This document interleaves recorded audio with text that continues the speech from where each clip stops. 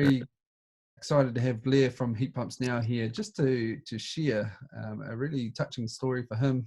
He's got a great story about resilience. We thought we'd love to be able to record it and share it with you.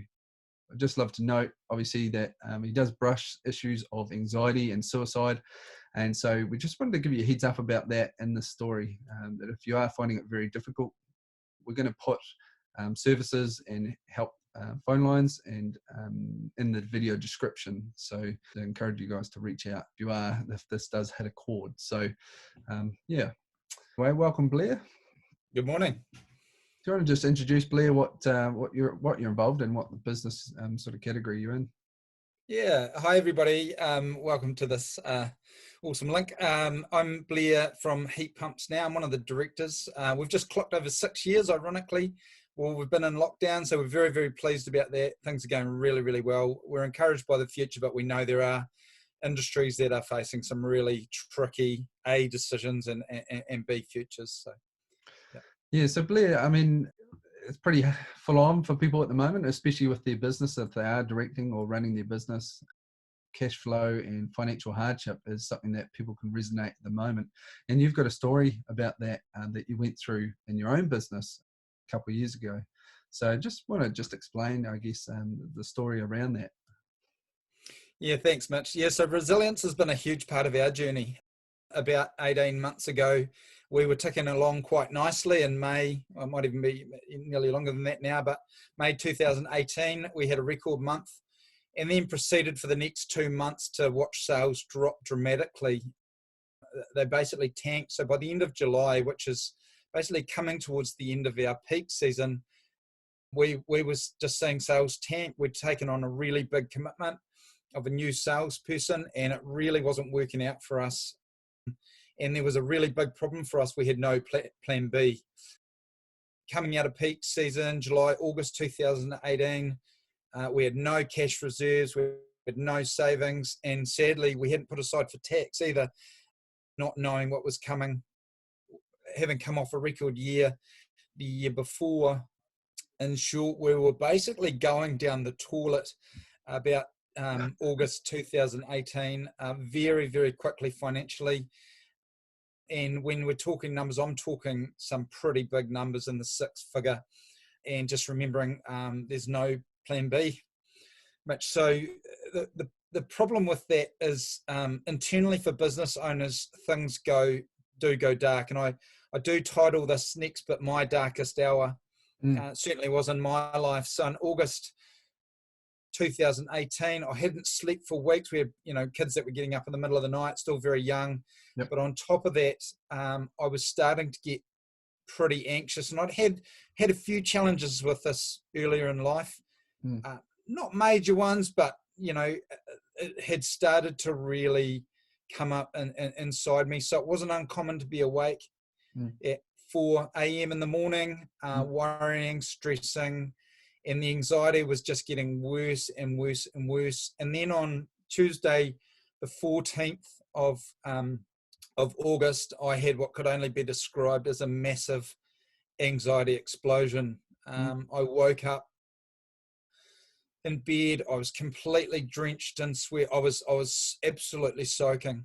Wow. I was wired as though like I'd been shot by a taser, really. Wow. So not the most pleasant experience, and it just did not stop. It was like, ongoing. I guess your next question would be, well, what did you do next? So I got up that morning, again, just remembering that I'd been like this for 2 weeks solid, hadn't said anything to anybody, was suffering in silence. And I'm basically walking through this really tiny villa that we bought as a do-up that we've never managed to do up. It's 6 of us screaming in silence, just in absolute anxiety, agony. But I couldn't do anything. I was just absolutely imprisoned internally. My mind was completely broken. Man, I mean, people might understand that obviously well-being, for people is all interconnected. So obviously the stuff that was going on for work and the financial pressure around that was translating and having a domino effect into the physical, the emotional status that you're in. So, oh yeah, very much so, very much so. So now I'm not only having these external issues, I'm now having internal, issues within the mind, but now I'm getting a physical manifestation of the actual stress that I'm fully under, and now that's all come out.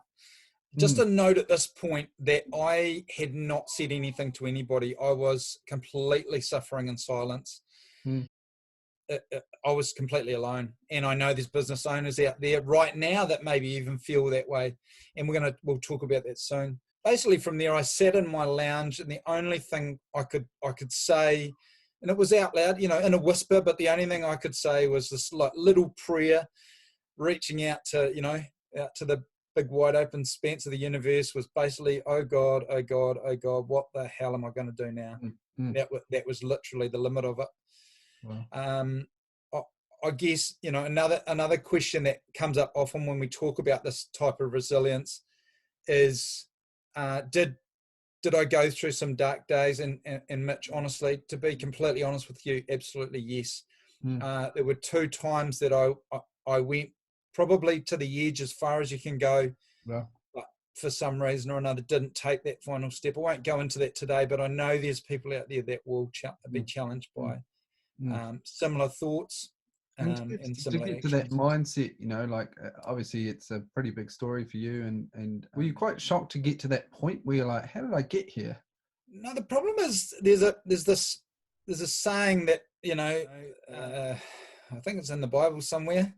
It says that the thief comes to rob, kill, and destroy. The problem is the thief, when it comes to mental illness, is extremely subtle. It creeps up on you to the point of explosion, and this is where reaching out is so very important. If you have something going on in that mind of yours that is not okay, don't let it get. If it's at a level 1, level 2, don't let it get to level 10, because 8, 9, and 10, anywhere through that process, is that's alarm bells. Now is the time to reach out, particularly if you're looking to develop resilience within your own life, your own mental health, and this is definitely the way to do it. Reach out is number 1. So August 14 is a real moment that you remember, obviously the date as well, where you're crying out, going, what's going on? Take us through the next step. What happened after that? Once you hit rock bottom, and this is a real message for everybody out there listening to this, once you hit rock bottom, there's only one place you can go, and that's up. The problem is if you're looking down at rock bottom, you can't see what's going to come up. So sometimes you just got to literally physically manifest that, step away from your situation and just physically lift your head. There's something in that victorious pose, right, that opens us up and gives us freedom and can help with that process. But there's something physical you can do when you really don't see any other way. But that's the reality. When you hit rock bottom, the only way is up. I guess the next step after all of that was I had to make a decision, right? I either had to choose to suffer in silence and probably face the ultimate exit, put it that way. I didn't choose to do that. What I chose to do is reach out, irrespective of my circumstance, and even if the business was going to crash financially, I decided to reach out for my own health, and particularly for that of my family. So what were the key types of people that you got in contact with to help you through this really bottom pit, really? Yeah, great question. 2 friends of mine were exceptional. Dorian Crichton, Jeanette Quant, 2 very, very close friends of mine, both extremely good in their own professions, but they could see something was going on far deeper than just the professionalism. I happened to ring one of them, and I got the other one in the car. Had answered the phone. I went, "Oh Lord, that's not the one I wanted to talk to," but they were actually both there. And Jeanette actually said to me, I said, "I'm calling from the garage," and she said to me, "Oh no, this can't be good." She knew me better than I knew myself. Anything that ever went on was going to happen from the garage. So I explained what was going on. I explained my disappointment. I was completely shattered. I had nothing left. I was done. I was completely done. Physically, emotionally, mentally. I got 4 young kids and a wife. Not something that should be living from, but to be honest, I was running out of emotional options. They basically said to me, we want to see you tonight. This was on the Tuesday. We want to see you tonight. And so I went over there at 9 o'clock at night. They made time for me. And they're very busy lives, sat me down and just asked me a pair of questions, particularly in the financial world. Dorian's an accountant with PKF Goldsmith Fox. Yep. And Jeanette actually is one of the owners of one of the owners of Under Control Credit Management. So great assets to have in your corner. Yeah. But what happened then? Because now I'm unloading, I'm reaching out, I'm actually sharing this mental turmoil. Something happens in you. Something happens when you reach out. And the problem at the moment is we feel like everybody's going through the situation. That's our biggest challenge. But people are there, they're ready, they're willing to help both professionally and personally as well. But number one key is reach out. So I'm quite intrigued. We're sort of at this position where, it's a really low spot. You're thinking outside your brain going, oh, man, I've got a wife, 4 kids, what are my options? I'm at the bottom pit. And then you've got to the point where you've reached out to these 2 key people. And what happened next? Well, the thing about it is you reach out, it's like you're in a prison, right? Particularly mentally, but you don't realize the door's not actually locked.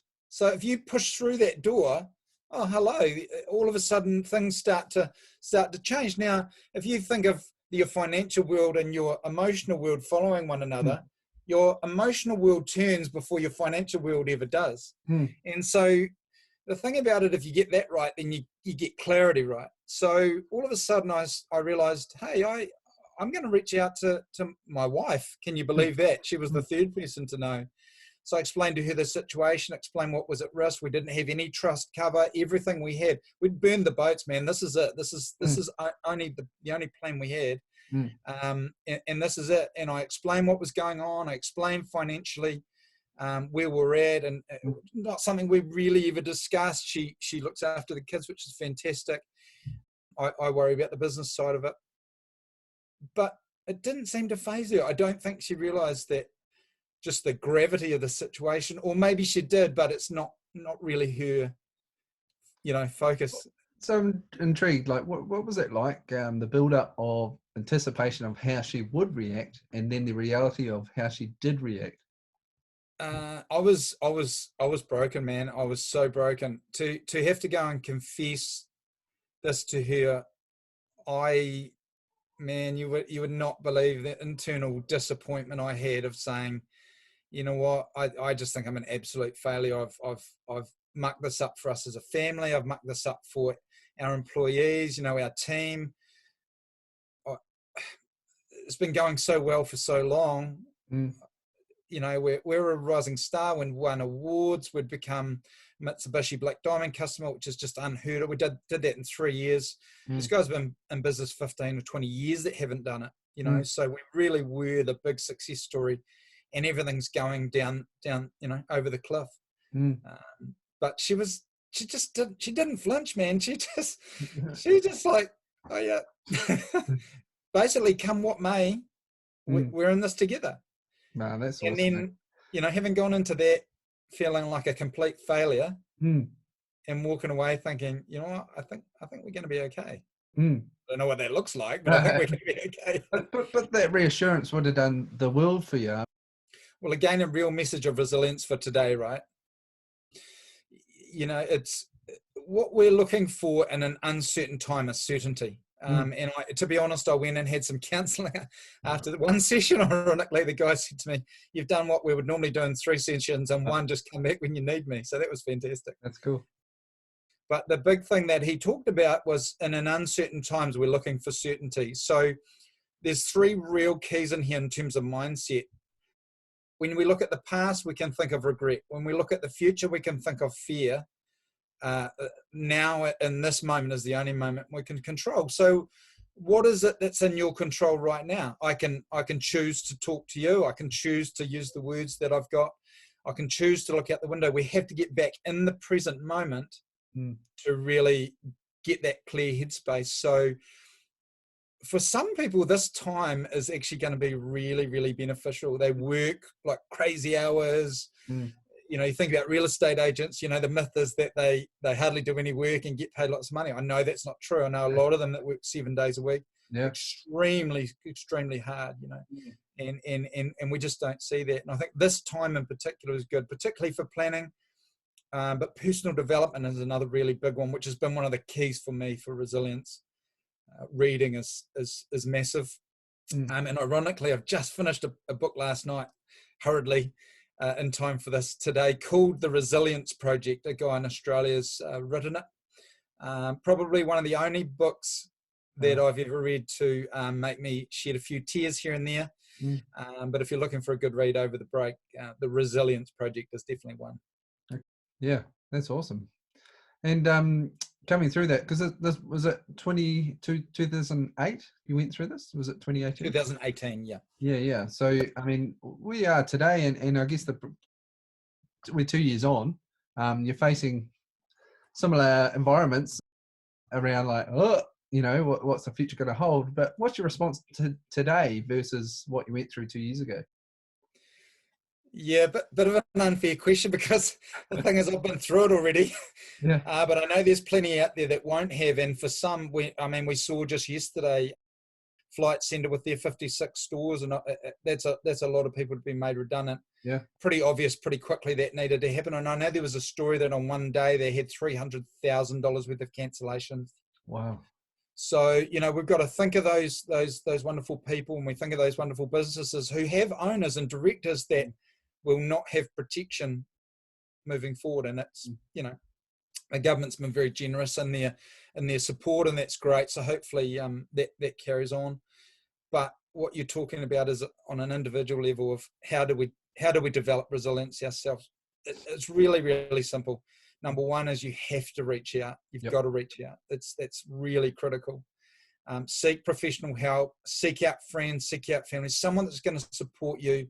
You are not an island, and you are not alone. The second one is that personal development. Books, reading. Audible's great. I've just got onto Audible. I love that. That's great. You can zone out, just listen to some stuff. Really good for being in the present moment. If you're listening to something with headphones on, it does shut the world out a wee bit. You know, and lean on your network. Everybody is in the same boat, and there are people suffering, but people are willing to help, and they want to help, irrespective of their own situation. So definitely do that. Obviously, developing mind strength is massive. That only really happens at the deepest level when you seek professional help. And after that one counselling session I spoke about earlier, I walked away with some really critical tools. Your mind wanders at 4 o'clock in the morning. One of the tools I was given was basically, at the minute I wake up or become semi-conscious, I command my brain, my mind, I'm now in control. And what I've just added recently is I'm now in control, and I'm in this present moment. Is a big one. The other one, exercise, music, laughter, really, really big. They're great. Exercise was huge for me. I joined F45. Some call it a cult. I found it really great, really expensive. But for me at the time, it was just, it was a godsend, really. That's really big.